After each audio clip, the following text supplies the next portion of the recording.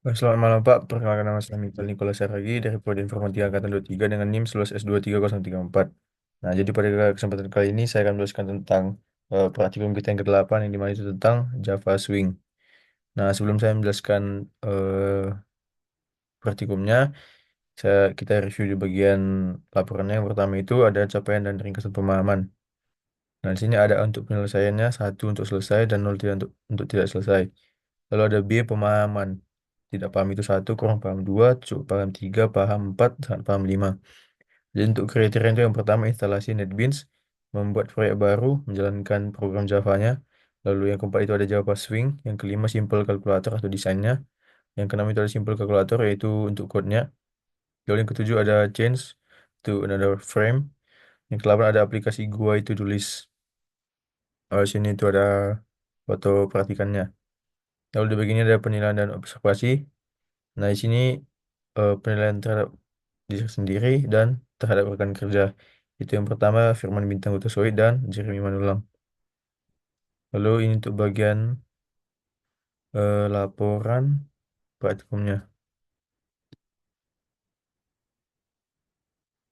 Baiklah, saya akan jelaskan di bagian ininya. Nah, jadi seperti inilah tampilan untuk aplikasi tulisnya. Nah, jadi yang pertama itu sesuai aturan video demo yang ada di modul. Yang pertama kita menjalankan aplikasi melalui kelas eh, kelas app java.nim add app java underscore nim. Nah, di bagian ini nanti setelah kita jalankan akan tampil seperti ini.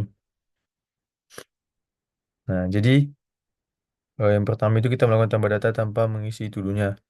Nah, jika kita menambahkan tak Nah, jadi jika kita menambahkan data di sini tanpa kita masukkan to-do itu, maka dia nanti akan menampilkan pesan data to-do tidak boleh kosong seperti ini. Lalu sini kita klik OK.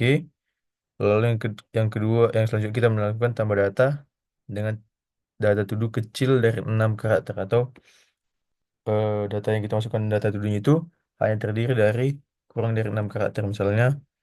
Eh, misalnya PBO, kita tambahkan datanya. Nah, di sini tidak akan dimasukkan ke daftar to-do listnya karena di sini ada pesan panjang karakternya itu to-do itu minimal 6. Oke, yang selanjutnya itu kita melakukan tambah data baru dengan data yang itu yang valid sebanyak 5 data. Terus kita tambahkan melakukan tambah data dengan data to yang telah tersedia pada tabel. Tambah data dengan data to yang valid. Pertama kita buat dulu belajar PBO, tambahkan belajar Java, belajar Basdet, lalu ada belajar angka, lalu ada belajar Java. Di sini kita sudah mendapatkan 5 data. Yang selanjutnya kita melakukan tambah data dengan data yang telah tersedia dalam pada tabel. Nah, jadi kalau misalnya kita tambahkan data yang udah ada pada tabel ini, misalnya itu belajar Java. Nah, kalau kita tambahkan nanti akan muncul pesan daftar to-do-nya sudah tersedia. Nah, kalau misalnya kita ubah juga di bagian eh hurufnya, misalnya ini kita buat huruf kapital, kita tambahkan datanya, maka dia juga akan menampilkan pesan bahwa daftar to-do itu sudah tersedia. Oke, yang selanjutnya kita mengubah data dengan tidak memilih data pada tabel. Nah, kalau misalnya kita tidak memilih data pada tabel ini, kita langsung ubah datanya. Nanti dia akan menampilkan pesan belum ada data to do yang dipilih. Seperti itu. Yang selanjutnya kita mengubah data to do dengan data kosong. Misalnya seperti ini. Kita ambil data yang ini, lalu kita hapus, kita ubah datanya. Nah, nanti dia akan menampilkan pesan bahwa data to do itu tidak boleh kosong. Maka nanti dia akan gagal untuk mengubah datanya. Lalu, yang selanjutnya kita mengubah data to do dengan panjang karakter kurang dari 6. Nah, misalnya ini kita pilih. Nah, misalnya ini belajar PBU ini kita ubah menjadi PBU aja. Nah, kita ubah datanya. Maka nanti dia akan menampilkan pesan bahwa panjang karakter tuduhnya itu minimal 6. Seperti itu. Lalu yang selanjutnya kita mengubah data tuduh dengan data yang telah tersedia pada tabel.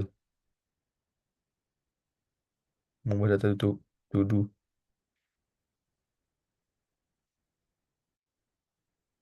Nah, misalnya kita pilih belajar PBU ini, lalu kita ubah datanya. Nah, kita tidak ubah, misalnya kita ubah lagi kan, maka nanti dia akan menampilkan pesan tuduhnya itu harus berbeda. Maka dia nanti akan gagal untuk mengubah data tersebut. Baik, yang selanjutnya kita mengubah data tuduh dengan data yang valid. Misalnya kita pilih ini. Misalnya kita ubah menjadi belajar eh,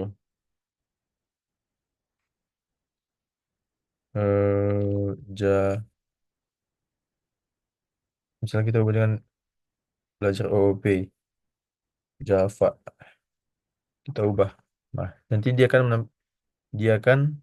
berhasil mengubah datanya.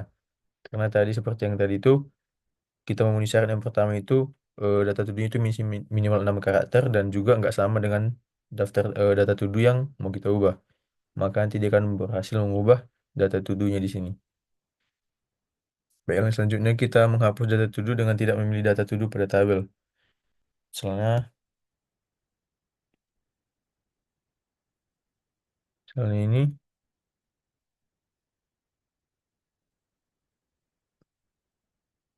misalnya ini kita menghapus data tuduh dengan tidak memilih data tuduh pada tabel. Misalnya kita tidak memilih daftar data tuduhnya di sini, kita menghapus datanya itu, maka dia nanti akan menampilkan pesan belum ada tuduh yang dipilih. Seperti itu. Lalu kita menghapus data tuduh dengan tindakan yang valid. Hal ini, kita langsung hapus datanya. Nah, nanti maka data yang ada di tuduh ini langsung terhapus dia. Kalau misalnya udah kita pilih. Langsungnya kita mengurutkan data tabel secara descending. Kita langsung klik aja di sini, di bagian ini, urutkan data descending. Nah, nanti dia akan mengurutkan data itu mulai yang paling besar ke yang paling kecil. Seperti itu. Nah, setelah itu kita mengurutkan data pada tabel dengan secara descending. Maka dia nanti akan berubah. Yang pertama itu nanti ada belajar AOK, Basdat, Jarkom, lalu ada belajar OOP Java. Nah, kalau data descending tadi kebalikannya, OOP Java itu di atas, Jarkom, Basdat, lalu yang paling bawah itu ada belajar AOK. Lalu kita melakukan pencarian data pada tabel termasuk hasil pencarian. Nah, misalnya kita itu belajar AOK. Kita cari. Nah, maka nanti dia akan muncul di sini hasil pencarian itu belajar AOK. Jadi, kalau misalnya kita cari belajar aja, maka dia tidak akan menampilkan data apapun. Coba belajar AOK. Eh, belajar kom. So, belajar OOP Java.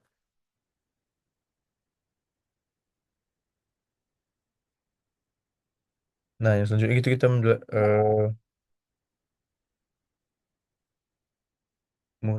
udah melakukan pencarian data sudah, mengurutkan hasil pencarian secara descending.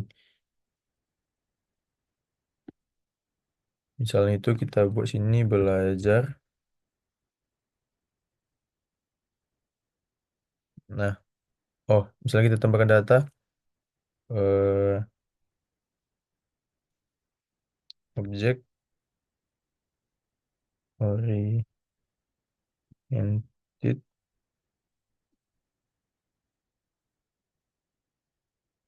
programming. Nah, tambah datanya ini. Nah, misalnya kita sini cari itu belajar, maka nanti kan menampilkan data yang hanya memiliki awalan belajar seperti ini. Maka tadi data kita yang ini object oriented programming ini tidak akan muncul. Nah, jadi kalau misalnya kita cari sini, lalu kita urutkan secara descending, nah maka nanti dia akan seperti ini. Belajar OP Java-nya di atas, lalu belajar Java, belajar Basdat, lalu belajar AOK. Kalau misalnya kita urutkan secara descending, maka nanti dia akan menampilkan belajar AOK, belajar Basdat, belajar Java, dan OP Java. Dia akan mengurutkan hanya data yang kita cari eh, berdasarkan kata kunci kita tadi. Jadi kalau misalnya kita lihat di sini tadi kan ada object oriented programming. Kalau misalnya kita cari seperti ini, kita urutkan, maka dia tidak akan muncul di sini. Lalu yang terakhir itu kita melakukan exit data tabel. Nah, kalau misalnya kita cari belajar AOK, nah nanti akan ditampilkan seperti ini. Nah, lalu kita reset data tabel ini untuk menampilkan semua data to do yang ada pada daftar to do kita ini tadi.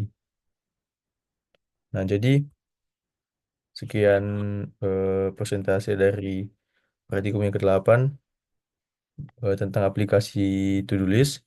Jika ada kesalahan kata, saya mohon maaf. Terima kasih.